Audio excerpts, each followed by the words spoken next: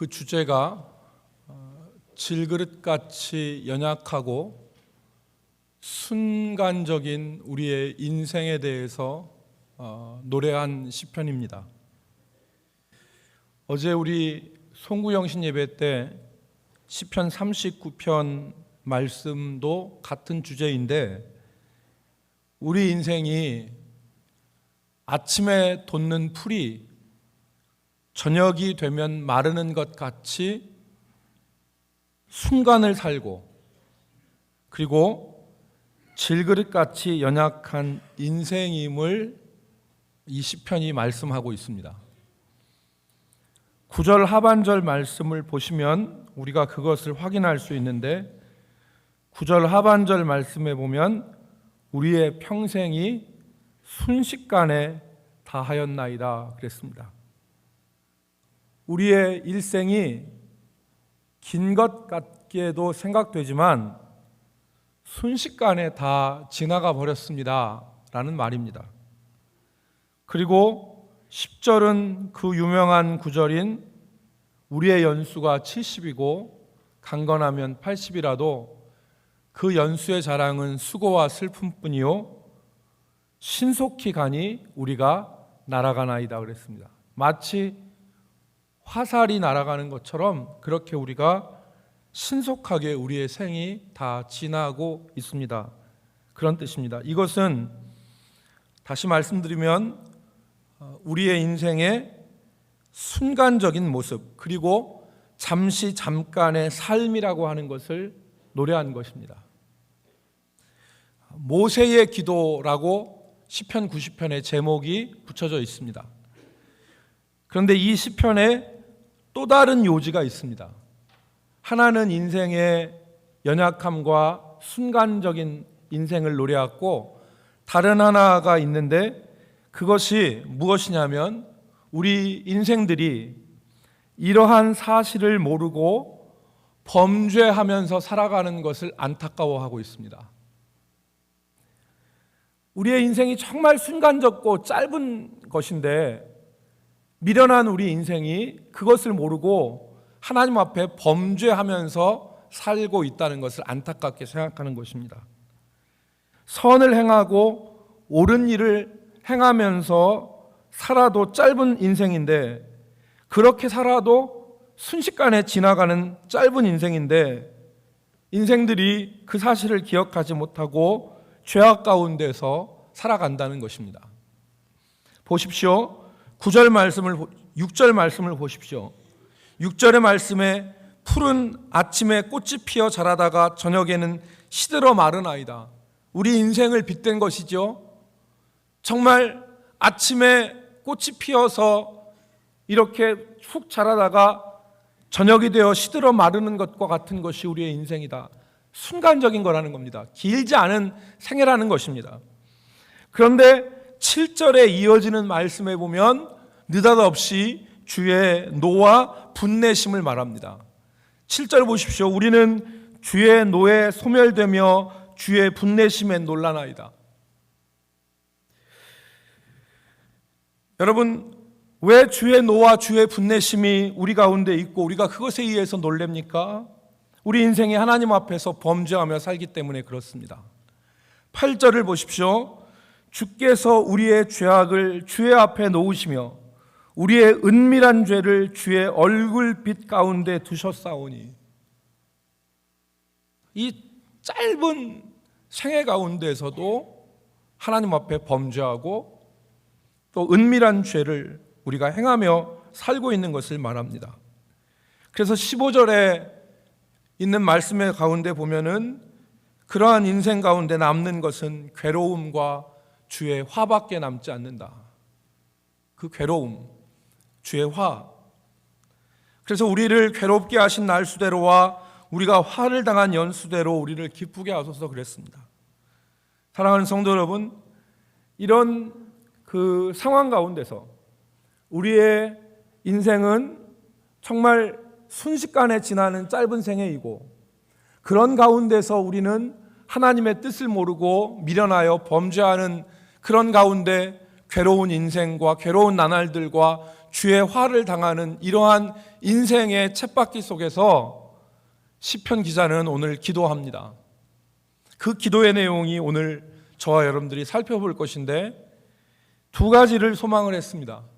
두 가지를 소망했는데 이 두 가지 소망이 새해를 맞이하는 우리의 기대와 소망으로 하나님 앞에서 우리가 마음 먹을 수 있기를 소망합니다. 첫 번째는 13절 말씀에서 우리가 얻을 수 있는데, 그게 바로 뭐냐면 주님과 함께 살아가겠다고 하는 소망과 소원입니다. 13절 말씀 같이 읽습니다. 시작. 여호와여 돌아오소서, 언제까지니까 주의 종들을 불쌍히 여기소서. 아멘. 이 기도는 뭐냐면, 하나님 돌아와 주십시오. 하나님과 함께 하지 못했다는 겁니다. 하나님이 떠나 계시다는 얘기죠. 그런데 하나님 돌아오십시오. 여호와여 돌아오소서, 언제까지니까 주의 종들을 불쌍히 여기소서. 이것은 하나님 우리를 홀로 내버려 두셔서 우리가 교만하고 자고하게 살아가지 않도록 해주십시오, 그런 말입니다. 다시 말하면 우리 홀로 교만하게 살아가는 것이 아니라 주님과 함께, 주님과 동행하며 살고 싶습니다라고 하는 소원인 것입니다. 새해 소망이 주님과 함께 한 해를 살아가는 소원이 되었으면 좋겠습니다. 여호와여 돌아오소서라고 하는 것은 하나님이 우리를 떠나 계신 건 아닙니다. 하나님 온전히 우리 곁에 계신데, 우리가 교만하고 우리가 스스로 잘난 멋에 우리 혼자 다니는 것이죠. 그러니까 시편 기자는 우리 홀로 다니지 말게 하시고 주님과 동행하는 그러한 삶이 되면 좋겠습니다 라고 기도한 것입니다. 여러분, 주님과 함께라고 하는 노래가 있죠. 여러분 들어보셨습니까? 저는 그 찬송이 참 좋습니다. 제가 실력이 되면 이 시간에 여러분들과 함께 제가 한번 부르겠는데, 제가 실력이 안 돼서 못 하겠습니다. 그런데 가사를 여러분 한번 보면 이렇습니다. 주님과 함께, 이렇게 하는 거죠. 주님과 함께, 주님, 음을 못 잡겠어요. 그 찬송인데 저는 그 찬송할 때마다, 부를 때마다 은혜를 받아요. 그런데 이 찬송에 보면 주님과 함께, 주님과 함께 걷는 길은 멀고도 가까워, 멀고도 가까워.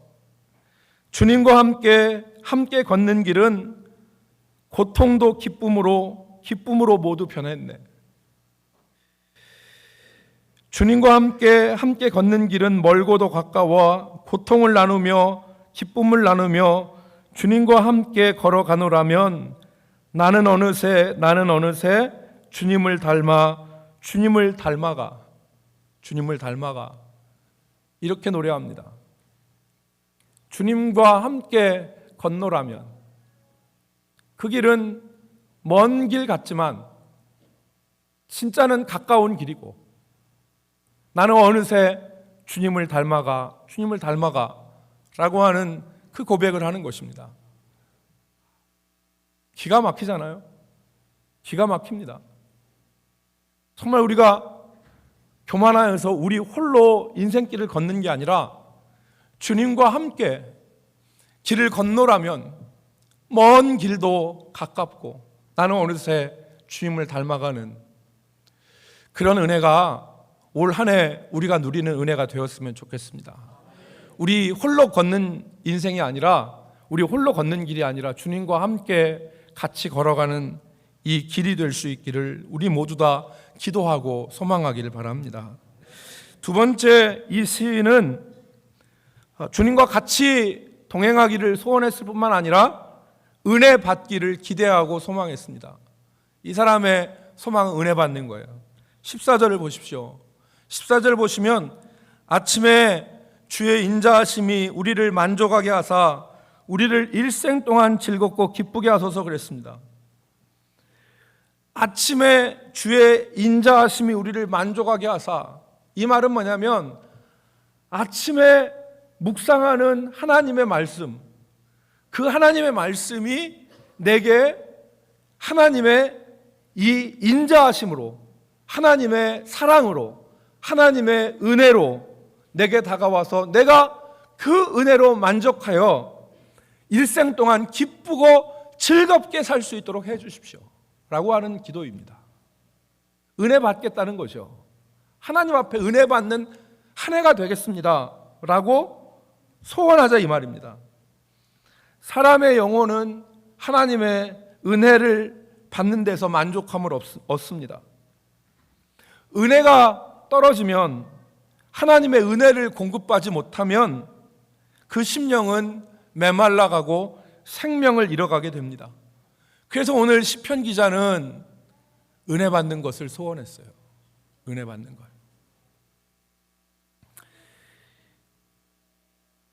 우리 오늘 2017년도 우리 대전 남북교회 모든 성도들이 은혜 받는 한 해가 되기를 바랍니다.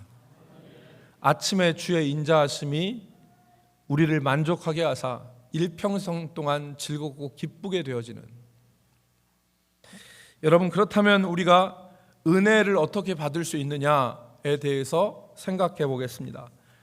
시편 1편 기자, 오늘 우리 교동문도 같이 읽었는데 시편 1편 기자는 복 있는 사람에 대해서 말하면서 그는 시냇가에 심은 나무가 시절을 쫓아 열매를 맺으며 그 잎사귀가 마르지 아니함 같다고 했습니다. 그 시편 기자가 오늘 90편에서 말씀한 삶이 만족하여 기쁘고 즐거운 삶은 다른 말로 표현하자면, 나무로 얘기하자면 잎이 마르지 않고 열매 맺는 나무라고 말할 수 있습니다. 여러분, 집에 화분에 식물이 있죠. 제가 신방을 하다 보면 화분 잘 키우신 분들이 있습니다. 그런데 집에 화분을 키울 때 이 이파리가, 잎사귀가 누렇게 뜨면, 여러분, 그게 무슨 신호예요? 좀 있으면 난 죽습니다.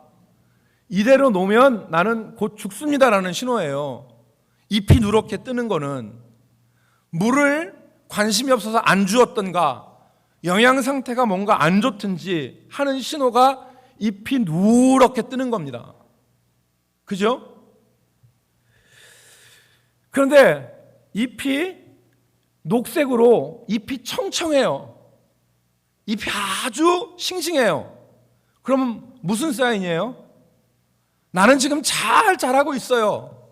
나는 건강해요. 하는 신호예요. 그죠? 거기에 그 나무가 열매를 맺으면 신진대사가 잘 이루어진다는 그런 사인입니다. 그러므로 시편 말씀에 의지해서 은혜 받는 사람은 어떤 사람이냐, 세 가지로 정리해 봤습니다. 첫 번째는 은혜 받는 생각을 해야 되고, 두 번째는 은혜 받는 자리에 있어야 되고, 세 번째는 은혜 받는 길로 나아가는 사람이 은혜 받는 사람입니다. 여러분, 오늘 악인은 그렇지 않다고 그랬습니다. 복 있는 사람은 악인의 꾀를 따르지 아니하고, 그리고 오만한 자의 자리에 앉지 아니하고 죄인의 길에 서지 않는 거죠. 근데 이걸 바꿔서 얘기하면 어떤 거냐? 악인의 꾀를 쫓지 않는다는 것은 은혜 받을 생각을 하는 사람이에요. 오만한 자의 자리에 앉지 않는다는 것은 은혜 받을 자리에 앉는 사람입니다. 그리고 죄인의 길에 서지 않는다는 것은 은혜 받을 길로 나아가는 것이죠. 여러분, 오늘 우리가 은혜 받기 위해서는 이러한 모습이 우리 가운데 필요합니다. 여러분, 복된 사람, 기쁘고 즐거워서 잎이 마르지 아니하고 열매를 맺는 사람은 어떤 사람이냐? 은혜 받을 생각하고 은혜 받을 자리에 있고 은혜 받을 길로 나아가는 사람입니다. 자세히 살펴보겠습니다. 첫 번째는 은혜 받을 자리에 있어야 됩니다. 은혜 받을 자리에.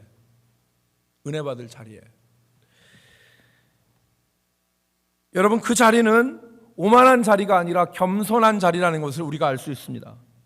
오만한 자리는 스스로 지혜롭게 여기고 자기 명철을 의지하는 사람입니다.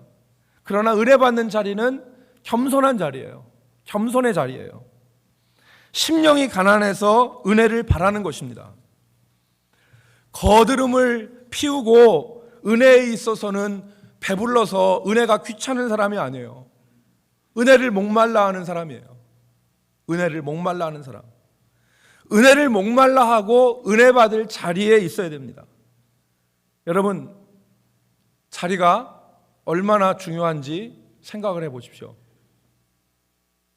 우리가 서 있는 자리는 복 받을 자리일 수도 있고 은혜 받는 자리일 수도 있고 망할 자리일 수 있습니다.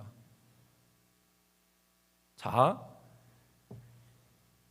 여러분, 제가 지금 풍수지리 직관이 얘기하는 얘기를 하는 게 아니에요. 사람은 은혜 받는 자리에 있을 수 있고 또 망할 자리도 있을 수 있어요. 어느 자리에 있느냐가 중요해요. 예를 들겠습니다. 룻기에 나오는 모압 여인 룻은 불행한 여인이었습니다. 젊은 나이에 남편을 잃고 시어머니 나오미와 함께 베들레헴으로 돌아왔는데 먹을 것이 없었습니다. 입에 풀칠할 수가 없었어요. 그런 룻이 어디로 나갑니까? 타작마당으로 나갑니다. 일꾼들이 추수를 하다가 떨어뜨리는 이삭을 줍기 위해서 밭으로 나갔어요. 이 밭이 영광의 자리가 아닙니다. 빌어먹는 자리였죠. 일꾼들이 추수를 해서 이삭을 거두면 떨어진 이삭을 뒤에서 주워야 돼요. 그러니까 거기에는 우리가 얘기하는 지청구를 먹을 수도 있고 거기에는 일을 하는데 가로 고친다고 해서 타박을 할 수도 있고 영광의 자리가 아니에요. 그런데 그 자리가 룻에게는 복된 자리였습니다. 왜죠? 그 자리에서 룻은 보아스를 만납니다. 자기의 남편자, 구원자가 될 보아스를 만나는 자리가 어디였냐면 이삭 줍는 밭이었어요. 겉으로 보기에는 부끄러움의 자리, 고된 노동의 자리, 선뜻 가고 싶은 자리가 아니었습니다. 그런데 룻에게는 그 자리가 하나님의 구원이 있는 은혜의 자리였던 거예요. 사랑하는 성도 여러분, 우리가 어느 자리에 있느냐 하는 것은 매우 중요합니다. 올해 우리 모든 성도들이 은혜의 자리로 나아갈 수 있기를 주의 이름으로 축복합니다. 하나님께서 은혜를 예비하신 자리가 있어요. 하나님이 은혜를 예비하신 자리가 있어요. 그 자리로 나가기에 힘써야 돼요. 그 자리로. 하나님이 복을 주시겠다고 작정하시고 은혜를 주시겠다고 작정하신 자리가 있어요. 그 자리를 나가야 돼요. 그 자리로. 어떤 자리는 앉아있으면 망하는 자리가 있어요. 하나님이 기뻐하시는 자리가 아닌 자리가 있어요. 하나님이 정말 기뻐하시고 복 주실 수 있는 자리가 있어요. 그 자리를 찾아야 돼요. 그 자리를 찾으면 하나님이 정말 은혜 주시고 작정하시는 자리를 찾으면, 그러니까 두 번 다시 제가 얘기하지만 두 번 다시 제가 지금 풍수지리를 말하는 게 아니에요. 괜히 목사님이 괜히 자리 하니까 우리 목사님이 왜 풍수지리를 얘기하나 이렇게 얘기할 수 있는데 그 얘기를 하는 게 아니에요. 은혜의 자리가 있어요. 은혜의 자리가. 하나님이 은혜를 주시고 우리 인생을 뒤집어 놓으시는 은혜의 자리가 있어요. 그 자리에 우리가 나아가야 돼요. 그 자리가 내 자리가 되어야 돼요. 여러분, 우리 2017년에 은혜의 자리로 나아갈 수 있기를 바랍니다. 은혜의 자리로. 하나님이 정말 기뻐하시는 은혜의 자리가 어디인가?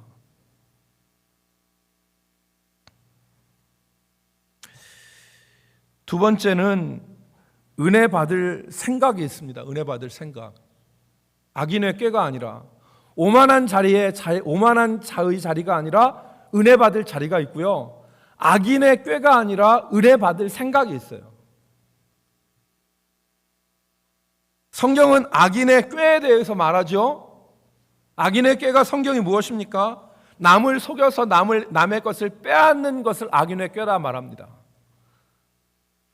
사람이 지나가는 길에 그물을 쳐서 그 사람이 걸려 넘어지게 해서 그 사람을 잡는 것, 그래서 그 사람의 물건을 빼앗는 것, 이것을 악인의 꾀라고 성경은 말해요.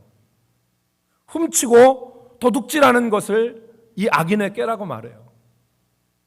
어떻게 하면 다른 사람의 것을 훔쳐서 빼서 도둑질할 수 있을까?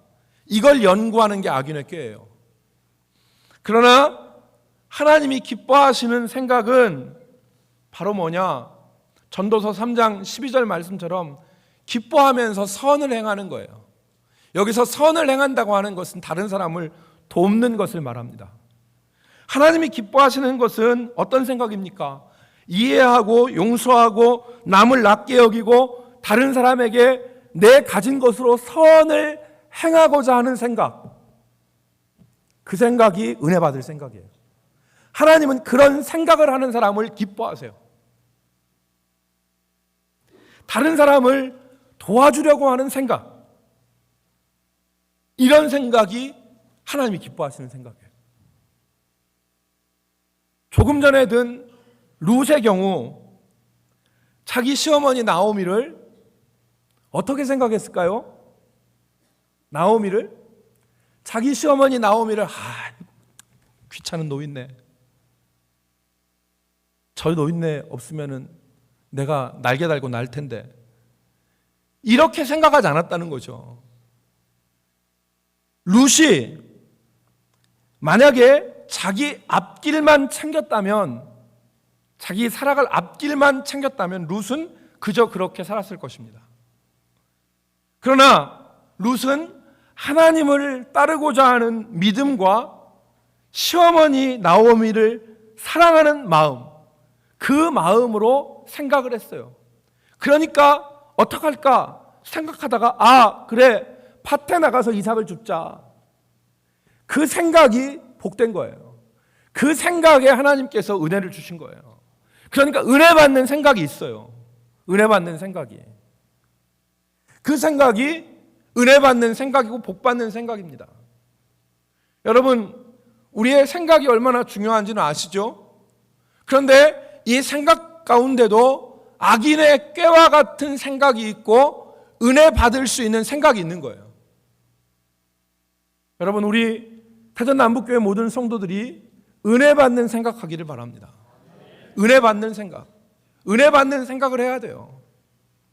여러분, 수학자이면서 철학자인 파스칼을 아시죠?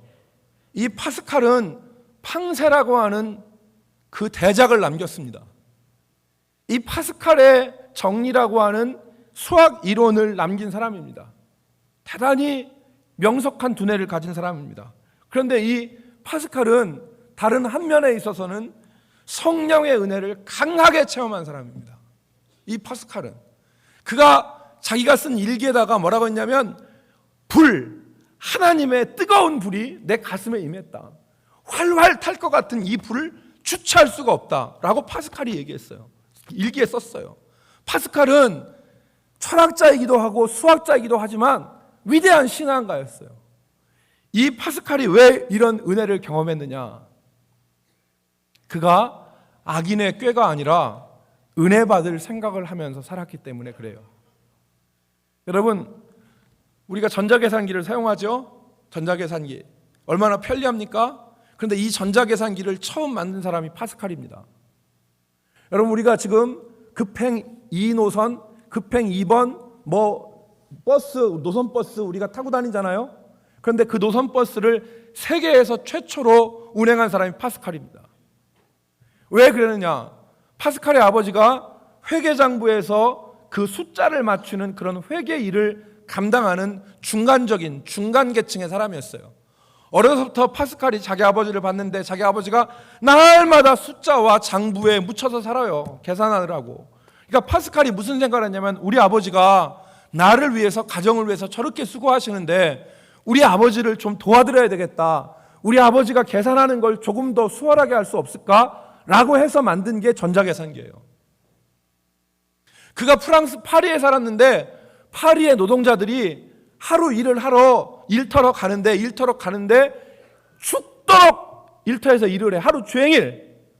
그런데 오고 가는 시간마저도 터벅터벅 걸으면서 걷는 게 너무나 안타까워서 파스칼이 무슨 생각을 했냐면, 그럼 같은 길로 가는 사람들을 묶어서 마차 한 대를 보내서 거기에 타고 갔다 왔다 하면 그 노동자들이 오고 가는 길만큼은 편리하게 왔다 갈 거 아니냐라고 해서 만든 게 최초의 노선마차, 오늘의 최초의 노선버스 시초가 된 겁니다. 악인의 꾀입니까? 악인의 꾀예요. 내가 저놈을 한번 골탕 먹여야 되겠구나. 내가 저놈한테 한번 그 사기쳐서 저걸 한번 뺏어야 되겠구나. 도둑질하고 등쳐먹고 그리고 속여 빼앗는 거짓말하는 이러한 생각이 아니라, 어떻게 하면 저 사람을 도울 수 있을까? 어떻게 하면 돕는 삶을 살 수 있을까? 악인의 꾀가 아니라 은혜 받는 생각이 있어요. 은혜 받는 생각이. 오늘 우리 2017년도에 우리 대전 남북교회 모든 성도들의 생각이 이런 은혜 받는 생각 되기를 주의 이름으로 축복합니다. 은혜 받는 생각. 은혜 받는 생각. 세 번째는 은혜 받는 길로 우리가 나아가야 됩니다. 은혜 받는 길로. 지금 죄인의 길에 서지 않는다 그랬습니다. 죄인의 길에 서지 않는다. 이것은, 길이라고 하는 것은 목적지를 염두하는 말이죠. 염두하는 말. 그런데 죄인의 길이라고 그랬어요. 그러니까 이 얘기는 바로 뭐냐면, 그 사람이 서 있고 지금 향하는 그 길이 죄인의 길이 아니라 은혜 받을 의의 길이 있다는 거예요. 좀 쉽게 설명을 하자면, 여러분, 대전에서 운전을 해서 천안을 지나고 있다고 생각해 보세요. 대전에서 운전을 해서 천안을 지나고 있어요. 그 사람은 어디로 가는 길에 있어요 지금? 서울로 가는 길에 있어요. 대전에서 천안을 지나면 서울로 가는 거예요. 근데 만약에 어떤 사람이 대전에서 운전을 해서 대구를 지나고 있어요. 그 사람은 서울을 가는 게 아니라 지금 어디를 가는 거예요? 부산을 가는 거예요. 부산 가는 길에 있는 거예요. 여러분, 아무리 나는 부산으로 가고 있어요 라고, 부산으로 가고 있어요, 부산으로 가고 싶어요 라고 말해도 천안을 지나는 사람은 부산으로 가는 게 아니에요. 이해되세요? 아무리 나는 서울로 지금 가고 있어요, 서울로 가고 싶어요 라고 말해도 대구를 지나는 사람은 서울로 가는 게 아니에요. 그 사람은 부산으로 가는 거예요. 여러분, 무슨 말씀인지 아시겠죠? 사랑하는 성도 여러분, 우리의 길이 이렇단 말이에요. 우리가 아무리 나는 지금 믿음의 길로 가고 있어요, 나는 믿음으로 살고 싶어요 라고 해도 그 하는 행동이 죄인의 행동이면 죄인의 길에 있는 거예요. 여러분 아시겠죠? 정말 오늘 우리가 서 있는 곳이 어떤 길 위에 서 있는지를 우리는 분명히 기억해야 됩니다. 분명히. 나는 지금 어느 길에 서 있는가? 나는 어느 길에 서 있는가? 나는 지금 서울로 가고 있는가? 아니면 부산으로 가고 있는가? 나는 죄인의 길로 가고 있는가? 의인의 길로 가고 있는가? 이걸 판단하는 거예요. 이걸. 목적지를 어디를 향해서 가고 있는가? 사랑하는 성도 여러분, 하나님의 진노와 또 불행으로 가는 길이 있고 멸망으로 가는 길이 있습니다. 그러나 좁고 협착하지만 생명으로 가는 길이 있습니다.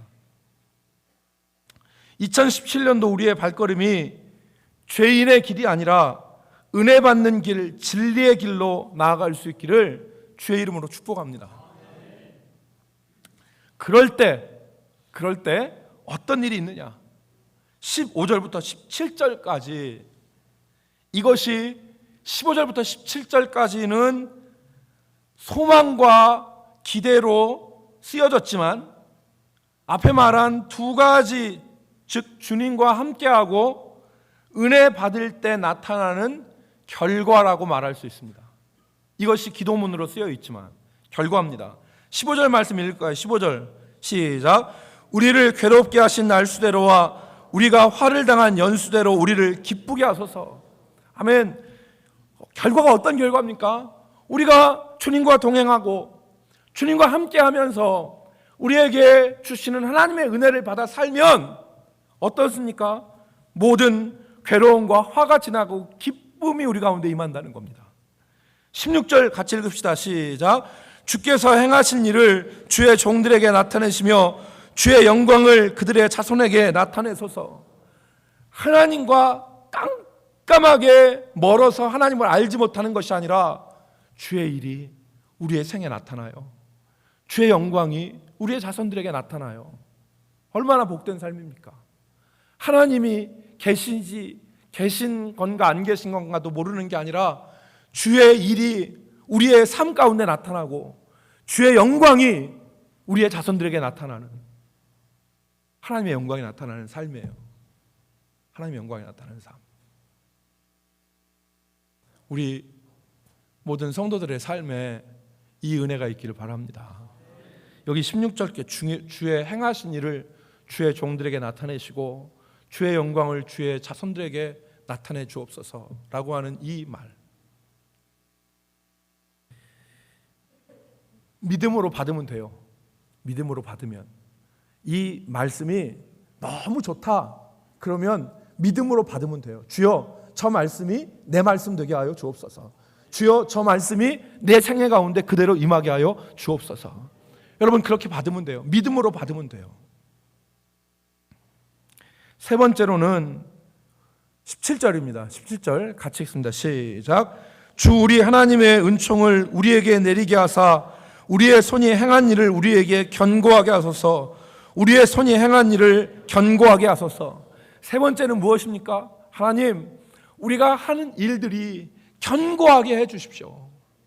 우리가 하는 일들이 실패로 돌아가지 않게 해 주시고, 우리가 하는 일들이 하다가 없어지는 일 되지 않게 하시고, 우리 손으로 하는 일들을 견고하게 하여 주옵소서. 이 소망이에요. 이 소망. 시편 90편의 말씀은 여기저기 많이 이렇게 있는데 압축하면 하나예요.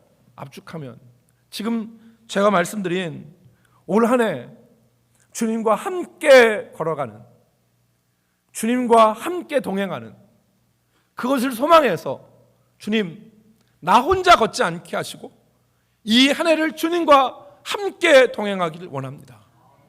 두 번째로는 주님, 내가 은혜의 자리, 은혜의 생각, 은혜의 길로 나가게 해 주십시오. 정말 은혜 받는 자리에 있게 하시고 은혜 받을 생각을 하게 하시고 은혜의 길로 내가 걸어가게 하여 주옵소서. 이 소망을 가지고 우리가 살아가면 오늘 약속하신 말씀이 우리 삶에 그대로 나타납니다. 주의 영광이 나타나고 우리의 손으로 하는 일들이 굳건하게 되어지고, 그리고 우리 삶의 모든 슬픔과 화와 안타까움이 물러가고 우리 기쁘게 하시는 주의 은혜 가운데 우리가 살 수 있는 것입니다. 사랑하는 성도 여러분, 새해를 맞이한 우리의 소망과 기대라고 하는 제목으로 시편 90편의 말씀을 살펴보았습니다. 이 말씀 우리 마음속에 그대로 믿음으로 받아서 우리 삶에 하나님의 이 은혜가 풍성히 나타날 수 있기를 주의 이름으로 축복합니다. 기도하겠습니다. 하나님, 2017년도 이 한 해를 믿음으로 시작합니다. 7번 넘어질지라도 하나님 붙들어 일으켜 세워주시고 주의 진리의 길, 은혜의 길을 걸어가게 하여 주옵소서. 하나님, 우리가 생각은 악인의 꾀를 쫓고 오만한 자의 자리에 앉으면서도 죄인의 길에 서 있으면서도 하나님의 은혜를 구하고 있지는 않았습니까? 오늘 들은 말씀을 우리 마음에 새겨서 은혜 받을 자리에 있게 하시고 은혜 받을 생각을 하게 하시고 은혜의 길로 나아가게 하여 주옵소서. 이 말씀이 우리 모두에게 영혼을 살리는 귀한 생명의 말씀이 되게 하실 것을 믿사옵고 예수님의 이름으로 기도 올리옵나이다. 아멘.